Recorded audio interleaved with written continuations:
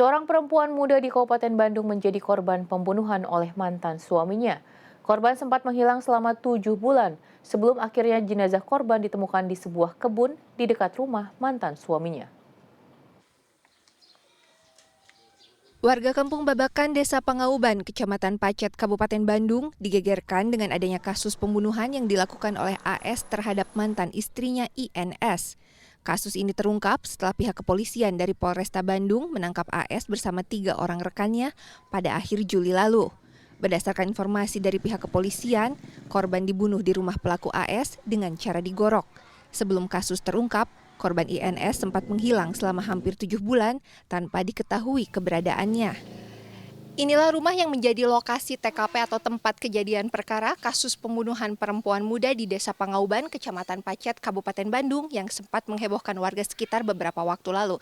Saat ini kondisi rumah 2 lantai sudah dipasangi garis polisi. Setelah dibunuh, jenazah korban INS kemudian dikubur oleh para pelaku di area pemakaman umum di sebuah kebun yang berjarak kurang dari 500 meter dari rumah AS. Korban diduga telah dikubur sejak Januari lalu dengan kondisi tidak layak.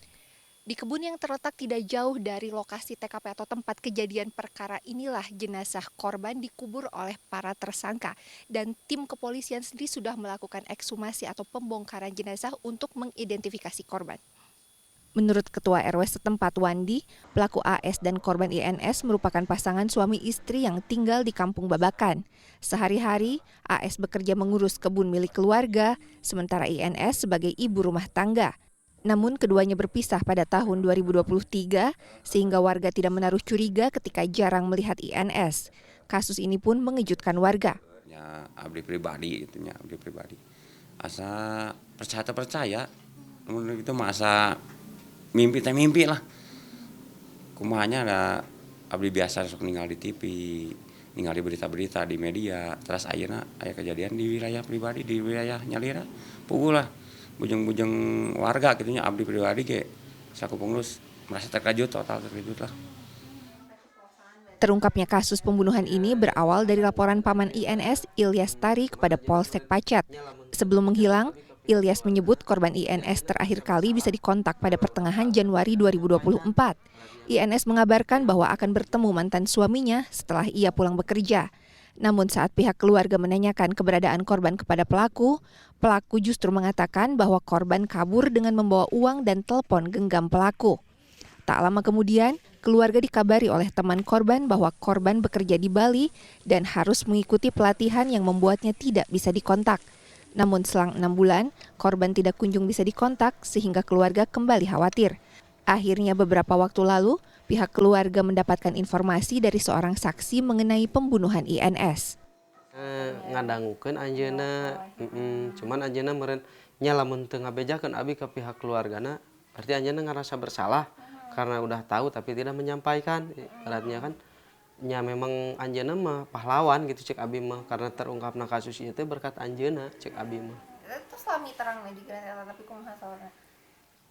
Nya memang terangna mah nyalah aya sabulan Pas ngadangu teh sabulan. pas laporan gitu sanes sabulan terjadi cuman nya anyar-anyar ieu muhun.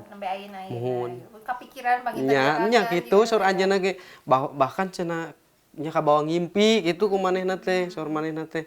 Jadi maneh teh nya dihantui we terus gitu. Keluarga menyebut selama 1,5 tahun mengarungi pernikahan, sering terjadi percekcokan antara AS dan INS sehingga keduanya memutuskan untuk berpisah. Saat ini keluarga hanya berharap agar pelaku mendapatkan hukuman yang setimpal atas perbuatannya. Ya saya shock sedihnya tuh.